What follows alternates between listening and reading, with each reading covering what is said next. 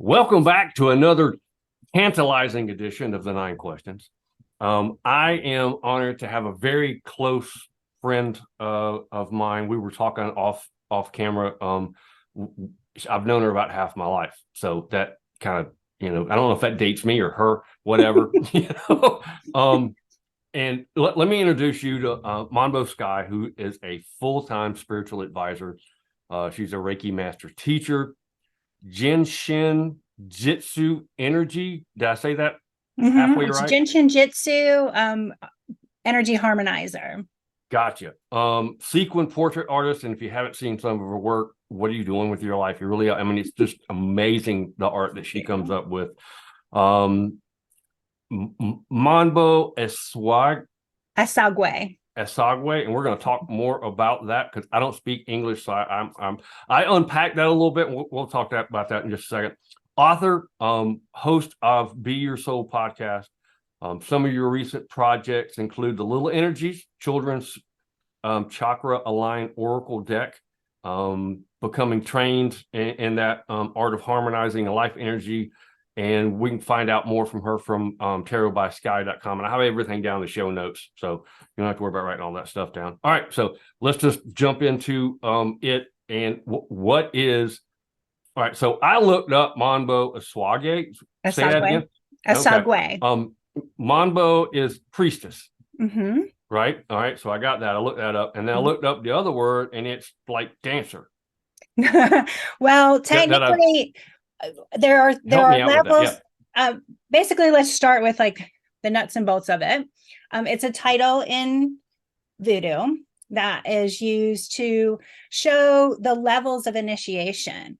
And so there are varying levels of initiation from, just dedicating to a house into what we would consider like dedication to the greater voodoo, being on point, which means like alignment with spirit.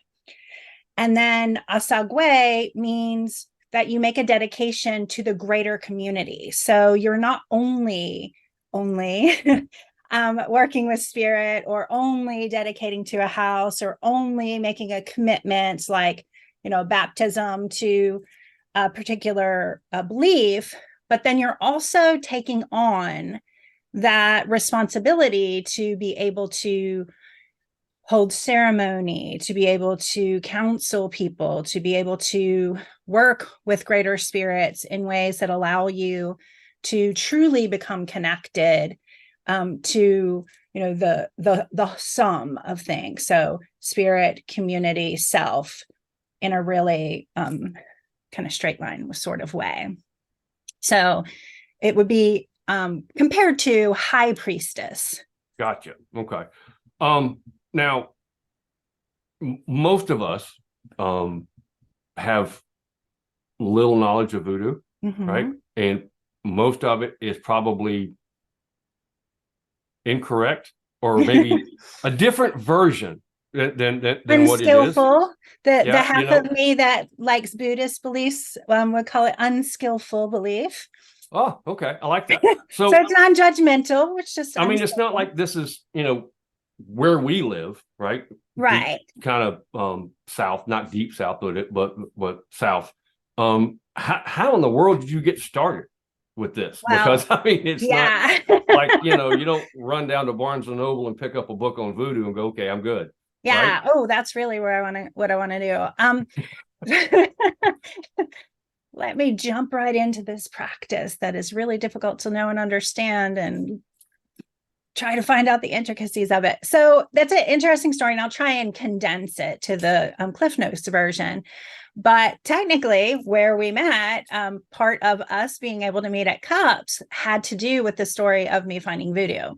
So ever since I was a little girl, when I say little, I mean like my first memories, I had these really intense dreams. And I was raised Catholic. And so in that, these dreams were really intense and they had this vivid imagery. And, obviously I just knew I was going to hell because I was dreaming about this really spiritually intense thing that did not match Catholicism. And so it plagued me, honestly. Like I kept it to myself and I didn't share. And I was really just fearful. And because it was an intensity, obviously as a kid, but just like in general, we're not taught such an intensity. We're not taught it's okay to have such immense feelings from something. And so then, long wandering life, I had a interesting early teen life. I was married and pregnant at 14 and stayed in that for a while, which was not a good situation. Obviously, that doesn't need to be said. And so I was really oppressed for a period of time in my life.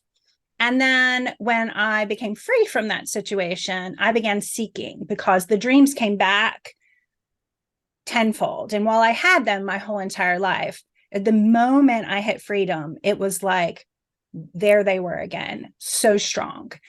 And so I started seeking, and I went to a little fairy thing in Chapel Hill, and then that sent me to Tavane's, and then Tavane said, oh, you should go over to Cups. And so I went over to a Dining for Friends benefit at Cups, and it was a spaghetti dinner. And there were two people there who knew a little bit about voodoo. And they pull out this top hat and they start talking about everything I'd been dreaming about my whole entire life. And the person I was with knew about my dreams. And he was like, voodoo, let's get out of here, and at first I was like, yeah, oh my gosh, I knew, like, whoa. And so we left and the dreams got more intense and more specific.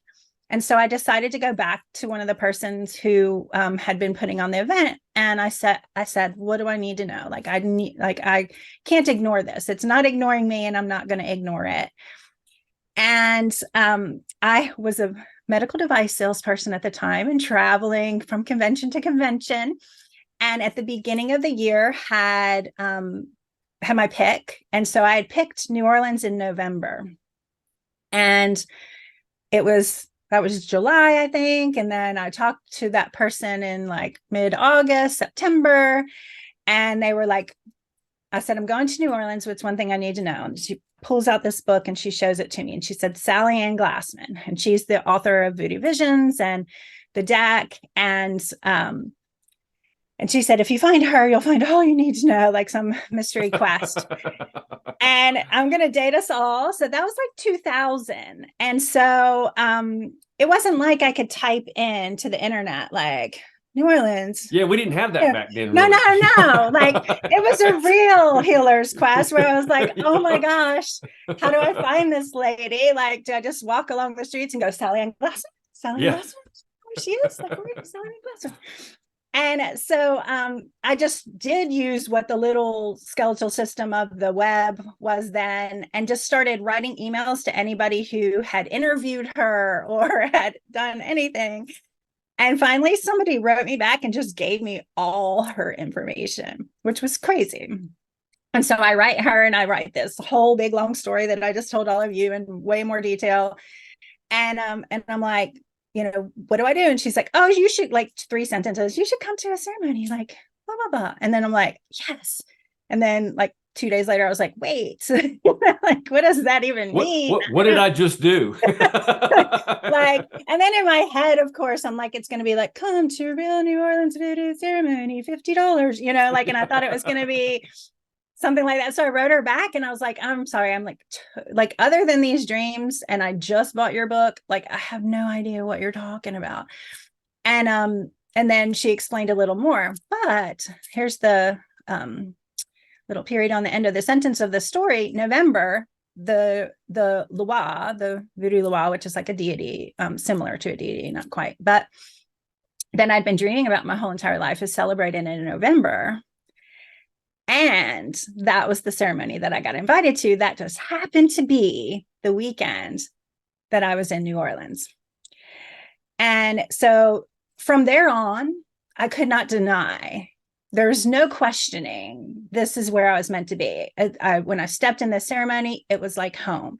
There is like no, I could deny it, but I'm sure it probably wouldn't be very healthy. And so, that would be like denying a part of myself.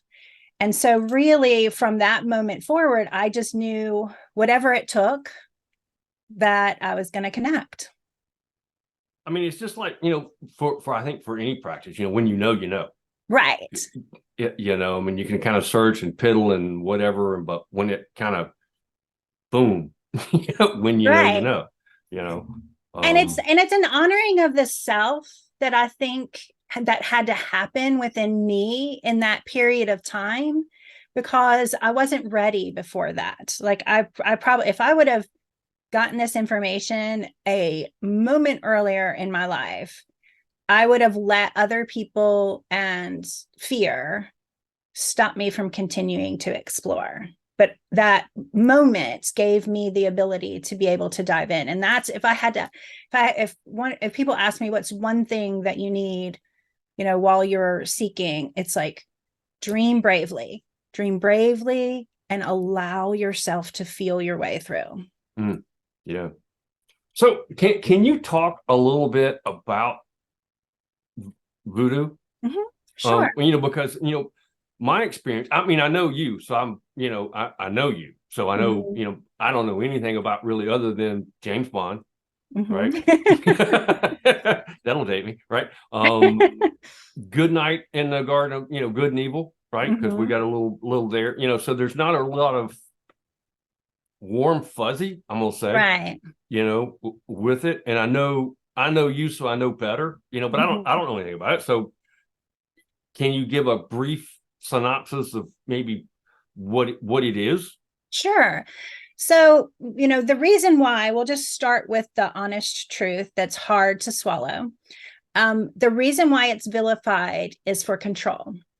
And so, as the enslaved were taken, and in order to keep them contained, they were vilified, which meant that their spiritual practice was vilified. And, probably people listening to this know at least a little bit about that, because, anything that is not in that space of absolute norm, and induces fear in people because of the unknown, will create challenges. And so that's the reason why every slant that you see, it's not because Hollywood's in on it now, it's because that's what we were all taught from hundreds of years ago, and it has continued. So that's the first aspect of why usually things are vilified, and specifically why this is vilified. And then to me, voodoo is an extremely immersive and healing practice. And it is a way of creating a pathway of harmony and envelopment in spiritual practice in your entire life. Because there's not, just like gods and goddesses, there's not one particular source. It's technically considered, by some monotheistic, but there are the Loa that all connect with it. And each one has a job in your life. Each one has a connection to you. I feel like I consider them friends. So I've made a beautiful friendship and community and family out of these spirits that allow me to feel embraced in every aspect. I'm never alone. And it's like what it is. It is a life that people live. It's more than just a thing you do. It's a life that people live in a way that allows you to tune into spiritual practice for your highest and best good. And that happens, what it looks like. Usually you're part of a greater community, or it's called a house, and the house has ceremonies. And then those ceremonies, you get to speak with the spirit, and then spirit guides you in whatever way. And then your role in that is contributing and being, as in my role, a greater part of the community. There are thousands of songs that you have to learn, and ways that ceremony is built up into greater practice. And it's all really for the purpose of community healing and raising the vibration of the overall sum. So, I know we hear a lot about a manipulation, and honestly, it doesn't matter. You probably can't name a spiritual practice or religion that doesn't have an aspect that has manipulation in it. It happens. But it's not what it's really about, because my papa taught me that nobody knows better than God. And so if I choose to manipulate someone else, then in our belief in what he passed down to me, it's like I am saying, I know better than spirit what should happen, whether it's justice or anything. And so what we work on is this lifting up, this raising up, lift that person closer to spirit, lift that person up in whatever way, like move them to a space where they can have growth. And that's what, to me, there, like I said, there are thousands of ways to practice, thousands of different ways to put it forward. But to me, that's what I've seen over and over again. Like right now, if this is airing in January, I'm a part of the support team for the first ever National Voodoo Day in New Orleans. And Wow. we're going to we're trying to create this event that is about overall community healing. It's going to match an event in Africa and, moves throughout the world. And we're going to, connect to it by going from point to point where, suffering and challenge happened in order to bring voodoo into America, and do spiritual reparations at each one of those points. And so that's what voodoo is to me. That's really what it's about. Even though we can see like the dolls, which actually aren't voodoo, they're more European puppets. We don't use dolls like that. And so, Gee, huh.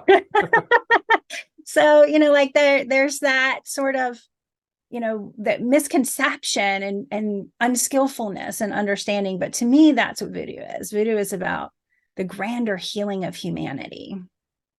So if someone wanted to learn more, what would you suggest their first step be? So I have kind of a don't watch James Bond. Don't watch James Bond. Clear your mind from all that, fortunately we've gotten to a point now, it's also has been a verbal practice for a very, very long time. And I was blessed with some of the greatest elders. Like Edgar Jean Louis was an amazing, it's who I learned to do sequin art from. He has had exhibits, all over the world. And he was a master sequiner, as well as the most amazing spiritualist I've ever met.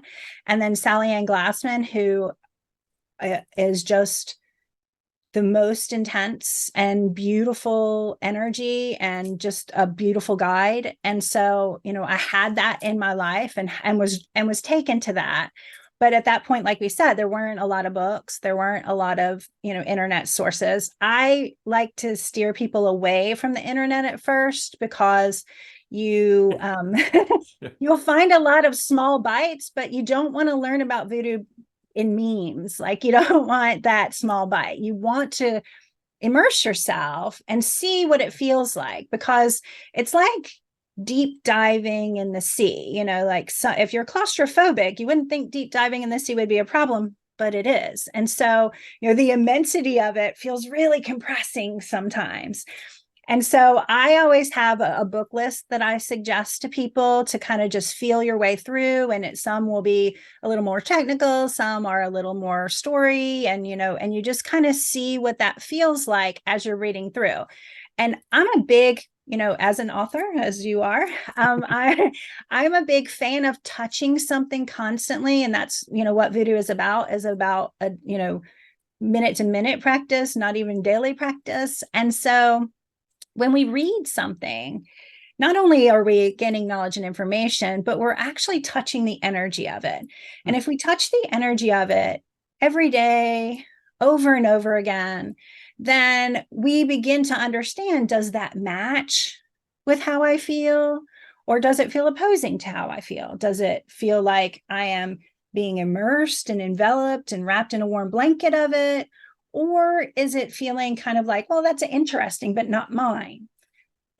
And so really, paying attention in that space through reading books first, and everybody rolls their eyes. And I'm like, here's the reading list. I'd like you to, because by the time you get through 5 or 6 books, you're going to know whether you're in for learning thousands of songs. You're going to know whether you're in for the intensity of what's going on. You might not know exactly, what you're going to experience, because it's been some of the most immense and intense experiences I've ever had. But, you don't want to walk in to that whirlwind not having a little bit of energy having touched it, a little bit of knowledge having touched it. So, anybody can reach out and I'll send them the book list that I usually. Is there a way we can just put that in the show notes? Sure, absolutely. Yeah, why don't we just, all right, so we'll just do that. We'll put the recommended reading list of the first whatever. Well, we'll just put 3 or 4. That way it'll get you in there. In the reading list. So with all this that's going on, and the stuff that's surrounding it, what do you think is misunderstood most about it? I think that that's an interesting question. What's misunderstood most? I think power. Because, a lot of people, when they come to want to learn, or they think they want to learn, a lot of what I hear, and not always, but, a percentage of people come to learn for power. And really, to me, and all of this is my personal belief, I'm not trying to speak for the entire spiritual path, but to me, Voodoo is about humbling yourself. It's about recognizing it's called service, and it's called service for a reason, because we are in service to spirits, we are in service to community, we're in service to others. Now, that doesn't mean, I'm going to do my Sky caveat there, like service does not mean you tell me something to do and I'm going to do it. I work for spirit. So if spirit says, yes, this is what we're doing, then I am in service. I am going to find a way to do it. So sometimes what we want isn't what we need, and people get that confused when it comes to service. But the idea of thinking that you're going to have power over someone, a lot of people, when they don't have enough knowledge and information and want to initiate, they feel like they're going to gain some great power, and really it's the beginning of a journey of service. And empowerment is 100% accessible. Like empowerment, standing in my core and my truth. And you can say, I'm sure just almost better than anybody, the person who you met and the person who I am are very different people. Oh, well, yeah, likewise. Exactly. And so that was through the empowerment of Voodoo. It wasn't because I was power hungry or wanted to overpower someone. And that's what I think the biggest misconception likely is. So it's really more. Go ahead. I'm sorry. I was just going to say, people who know me, a lot of people don't really, I'm not quiet about my practice. Obviously, it's not a secret, but it's also not what I lead with most people, because like you were. I mean, you don't walk out the house with a chicken foot hanging from your neck. No. In our practice, it's the hubcap, the pentacle, Oh my friend. Sorry. Yeah. No, that's okay. No, it's part of who I am. Well, the jokes are going to come. I'm comforted to know that it's, not maybe that's not, but anyway, it's intriguing that it's the similarities. I think it's about submitting. To gain, you have to give up. Exactly. I had a mentor say, in order to be more, you have to become more. Yeah. It's true. So, and that's that, power, using that word I just said don't use, for the power of vulnerability. Like when we allow ourselves to realize, I'm the first person to always say, like, but what do I know? Like, I'm what I know compared to what I don't know, like, I don't know way more than I know. And so, but I am willing to explore and find out and search and learn and change and grow. And be wrong. And be wrong. And say I'm wrong. I might even say, like, man, what I thought then That is didn't not work out what at I all think like I now. wanted to. Well, I know how not to make it work. There we go. Exactly. I can teach somebody how not to do that now. Yeah. Um, what do you wish your younger self knew about your current role? Wow. I always get like, that's always one of those like, oh, whoa. Because most people don't know the intense, you know, situation that I was in. And so when they see me, they're like, Mm-hmm. you just, It was. yeah, you do. Mm-hmm. It was not good. And so when I think of that, here's where the Buddhist comes in me. I really have to honor every step I've ever taken and not believe that the path should have been altered. Mm. And the reason for that is that it made me who I am. And if I can be grateful for my monsters as much as I can be Love grateful that. for my mentors, then I am accepting and acknowledging myself where I am. Now, I could have given myself advice, but I don't know what it would have been because I've just gotten to this not content, it's not the right word, acceptance, like honoring and accepting that those challenges, as fire can temper steel or it can burn us. And so I decided to be tempered in a beautiful way, I think, to just not even look at what could I have done differently or what advice I would have taken. So it's always hard for me to answer that question. Well, I think it's, I think it depends, Mm-hmm. right? Yeah. I mean, that's because our past experiences make us who we are. Yeah. And if you remove some of the challenges, then you miss God, I hate to say it like this, but a learning opportunity. Exactly. Right? It's a growing opportunity, Mm-hmm. a growth edge. I mean, there's so many different words you can put into it, but yeah, It's true. so what's your favorite thing about what it is that you do? Oh my gosh. I know you've got like all this stuff that's going on, Yeah, but I if you do. had to, I kind of I joke and say that I have like, business ADHD because I'm always like, oh, dude, it'd be so cool if I could yeah, like if I I should, created yeah. it. It was like, so right now, I love everything I do. I'm going to start there. I love everything I do. I wouldn't do it if I didn't love it. And that's just a point and a privilege that I've gotten to in my life. Whereas like, we have to earn that space. And, like I said, I didn't come to being able to be in this place easy, but like, I love everything I do and I'm privileged to be able to do that.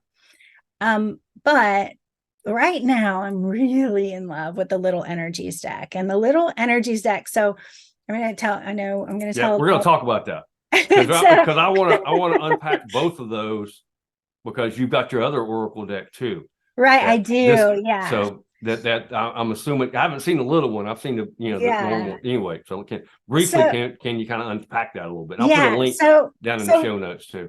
yeah, what happens every year is I do custom presents for my grandkids. Like, so I have 4 kids, 4 grandkids, and I do, I have a lot of little people in my life who I love, like who are just as much my friends as the grown up people. And so every year I try and do something really special for them.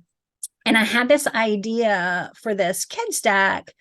And this year I was like, oh, I found a printer who would do like small lot printing. And so I was like, oh, I'm going to create this deck. I came home from New Orleans inspired and ready to, change the world and not sleep for 5 days and just do all the things the catalyst energy. And I sat down to make this deck for these kids I love. And I was like, whoa, this needs to be in the world. Like this not need to be contained only to the children that I love, but like this needs to be in the world. And it flew. Like when I came back from New Orleans, I mean in September of 23, which is like 3 A few months months ago. Yeah. So I created it, printed it, did a successful crowdfunding, released it, and now I am working to wholesale it into stores. Like it flew because it's so beautiful. It takes the chakra system, which I'm a big fan of base energy learning through the chakra system. There are obviously, as a Jin practitioner, there's a lot more intricacies and a lot more detail to the energy system, but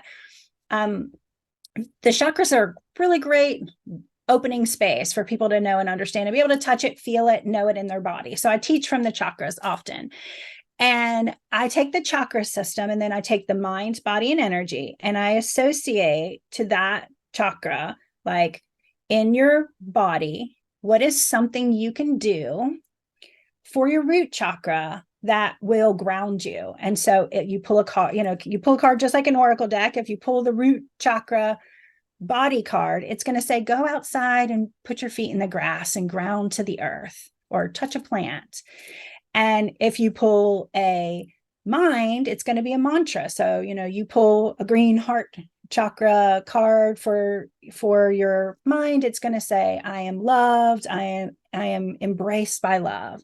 If you pull a energy card, say for the crown chakra, it has a little picture of the body and the chakras and points to where it is on the body. And then it says, like, envision this part of your body glowing like a beautiful gemstone, bright. Kids are more tuned into all this stuff than we are. Oh my gosh. They don't have all the junk.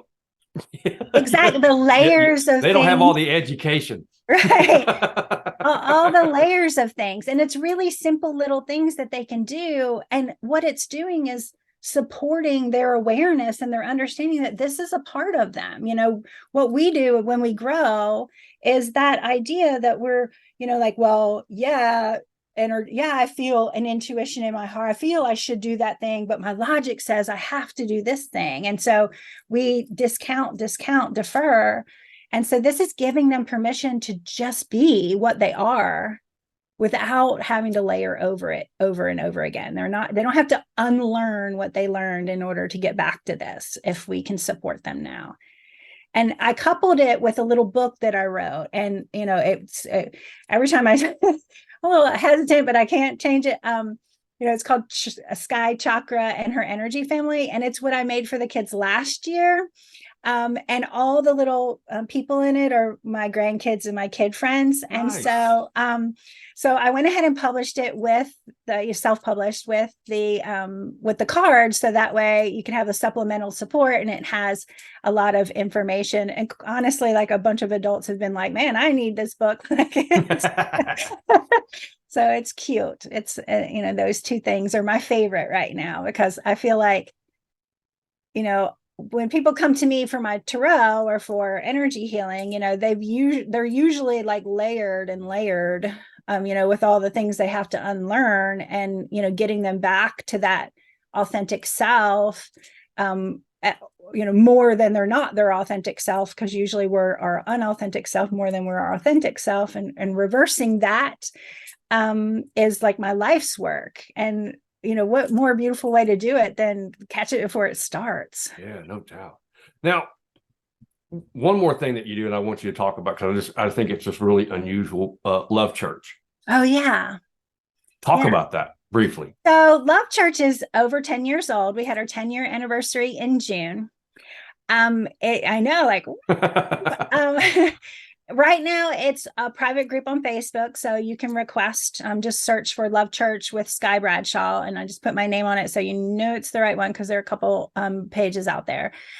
But it started in my living room with 10 people as a support piece, because one of the other things that I do is Spirit gifted me a healing modality called the Grove. And the grove goes into the very deeper spaces of the pattern energy in the body and puts it back to what's considered its natural neutral. And when people get a grove session, most of the time, the common thing they say is, I feel like I came home to myself. But then, as we were just talking about with the little energies, there's not a lot of like, here's your soul guide, take that home and study and follow the exercises and you'll be great. And so, like, how do we not relayer? Like, how do we not engage in the relayering process that we're so, pressed by all the time? Be polite. Well, I can be polite and also tell my truth. Like, how do I know what that looks like? We don't have a mirror of that. We don't have tools. And so Love Church came from the Grove in order to give people a support piece, which said, after you've had the Grove, then here's some talking it out about how to stay in tune with this. And so, it's now, like I said, all on the private Facebook group. That's a lot. Right? Blah, blah, blah, blah. And there's about 300, a little over 300 members now. And it's a private group. So you can go in there and post and don't have to worry about, someone else who may not agree with your practice style or whatever. It's a really non-judgmental place. We keep it really clean and clear, honoring people where they are, who they are, as they are. And I just give like a 20 to 30-minute talk each day, and then pull cards from the Art of Energy, which is, if we're just going to go the Trail of Sky, then the Art of Energy the Art of Energy came from Love Church, because we were pulling other people's cards. And I was using like a lot of, and there's so many great decks out there. And there are a lot of decks out there. So many. There's so many decks, and then so many great decks, like two different. Yeah. And so, gotcha. I definitely decide. I was like, Amy Gordon, the artist who is the artist for Art of Energy, would come to Love Church, and we would talk. And then one day she said, do you want to do a deck together? Like, I think your messages from Love Church and my art would be a beautiful baby. That's how she looks at it, like a baby. We would make a beautiful baby. And I was like, I'm in. And so we created that adult deck, and the adult deck works with the Love Church philosophy, awareness, like we can't fix what we don't see. Except yeah, right. Acceptance, which is like, I am where I am right now, and I have the ability to create change. And then action. What is that change? And most humans do awareness, action. I see something, I'm going to fix it. But if we don't accept where we are, then we repeat the cycle. It's why people go through so many cycles in life, where we, see it, fix it, but I didn't accept myself in that moment. So I have to relearn the lesson. And so it works with that awareness, acceptance, action process through the chakra system again. And it's a really beautiful deck. It is. We have that here. And yeah, I can, yeah. So, do you have to be a voodoo practitioner to be a part of Love Church, or is it kind of non-denominational? No. Okay, it's a general. So most of the things that I present, and we'll circle back to what I was about to say before, but like, most of the things that I present in what I consider positive neutral positioning. So I try, and technically voodoo is about neutrality. We're not like choosing a side. We're just aligning with spirit, just straight connection, whatever that is. That nobody knows better than God theory. And so most things that I present, my readings, the cards, using the chakra system, like all of those things come really forward in a neutral way, which says like, whether we have people who, believe in Christianity in Love Church. We have people who, are voodoo practitioners, like there's a wide spectrum of people, but because it's a positive neutral message, there's no theology around it. It's not based on any particular focus. It just is your soul. You got soul stuff going on. Here's what we can work on. And so it's really for I say everybody, but it certainly is. And then from there came the podcast. The podcast was a way to get out of non-private group into a bigger space to get those messages out. So with, the couple of things that you have going on, how do you practice self-care? Oh yeah. How do you take care of Scott? Because we've already talked about 3 weeks worth of work in a couple of days. You're cramming in. So Right. to keep you from just absolutely blowing a gasket. Right. What do you do for self-care? So the first thing that I will say is that how I can access all of these things and not get burnout is because I take it to the ethers. Like, it's up in spirit. Before I did this, I called myself up into spirit. Before I sit down a sequin, I call myself up into spirit. Like, I stay in sacred space. And so it's not depleting my personal energy. I'm sourcing from the greater source. And so that's one of the first things I do, no matter what, is like make sure that I'm not in singular one energy that is finite. I am in greater sum energy that is infinite. But then also, believe it or not, compared to what we've all been talking about, like, I rest. I say, you know what? I love quiet. I love rest. I love just sitting and meditating. I love, having stillness in my life. And so, I might decide, oh, today I was going to paint the living room, but no, you know what I'm going to do instead? I am going to sit quietly and just be present with myself, just be connected. And for some people, that's not, won't work for them. But like, to me, my grandson came yesterday and he was here for like 45 minutes. And then finally he was like, it's very quiet here. And I was like, yes, it is. On purpose. On purpose. Yes, it is.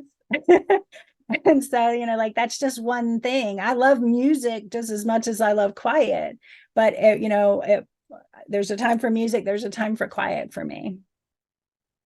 Okay. So here's a curveball. Mm-hmm. What is your biggest pet peeve? Ooh, double work.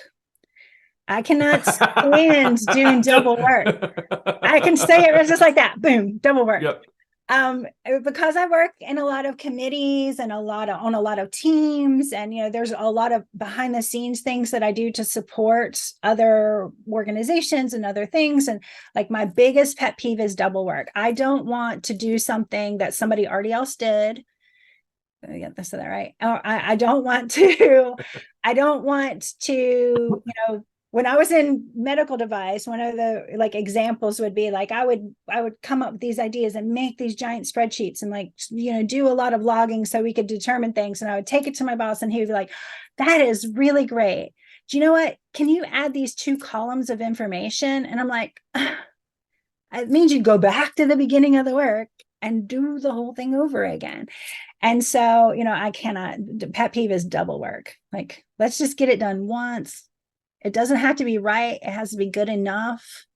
It's a high end good enough. That's where it's going to be, because right is never possible, just like perfect is never possible, because you're going to put the most beautiful thing on the internet and somebody's going to say, hey, no. It should have been this. Yep. So there is no right. Can I get that in blue? Exactly. When are you going to bring it here? I was there last week. Like, what? Yeah. So just like, what feels good, get it till it feels good. Let it go. All right. So this is a question that I ask everybody. Mm-hmm. What is the one thing as an individual, mm-hmm. what is the one thing that we can do to make our community better? Empathy.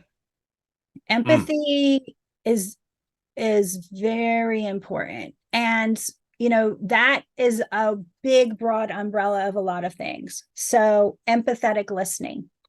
That means I'm not listening to respond. I'm listening to understand how you feel.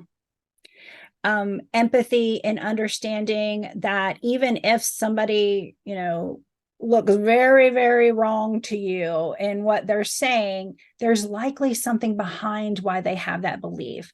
And honestly, it's probably a fear. So if we can understand the fear, then we can have a better empathetic conversation to call them into understanding that there might be other ways without creating more fear and them doubling down. And so it's really, you don't have to agree, you don't have to condone. Like, you just have to understand that if you can look at something in an empathetic way, then you can take apart the pieces of it and see why each piece is what it is, and then try and help them heal those pieces so greater change can be made. If it's you or me, I put you on the opposite side, there's a big wall between us, then we can't help in that way. No. Okay. Is there a question you'd like to ask me? I always give everybody an option before we get out of here. Yeah, let me think. I'm going to be interviewing you for my show, so I have a lot of questions that I don't want to double on. So let's see. What do you think is your greatest growth point since when I met you to now? Ooh.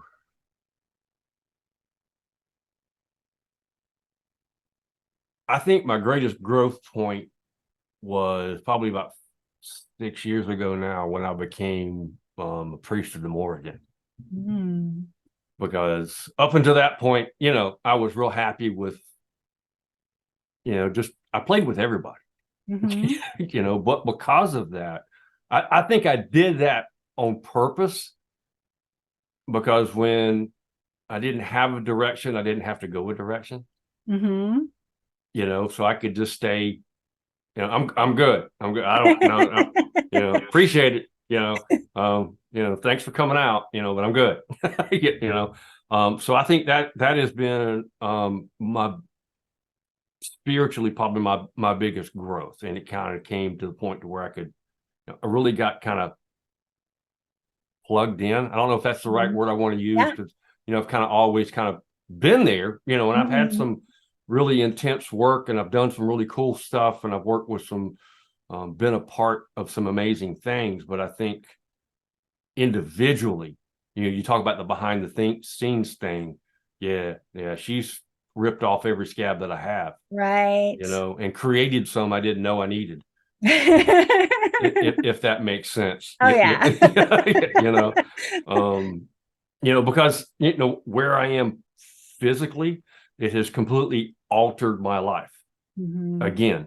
But wait, there's more. So this is, right now, that would be without a question. Now I'm going to have all your did I answer that okay? Yeah, that was okay. great. I totally related to that. I'm going to have all your contact information in the show notes, as well as links to stuff that we talked. I'll get that from you, and we'll put that down in the show notes too. Sure. So yeah, thanks for spending some time with us, taking time out of your schedule. I really appreciate it. By all means, if you're listening, if you've got this far in the talk, you got to go check her stuff out. I mean, it's just it's worth the price of admission, which is going to cost you. You know what I'm saying? Really, you've been a blessing to me. You have been in a my blessing family to me as well. It's just, that's kind of what the deal is, right? It's not, it's not what can I take, it's what can I give, right? And I think if you're in that process of giving, then you don't need to take. Exactly. It's the and, not the or. It's not you or me. It is you and me. And and it doesn't matter that we see things differently, and that's okay. Exactly. yeah.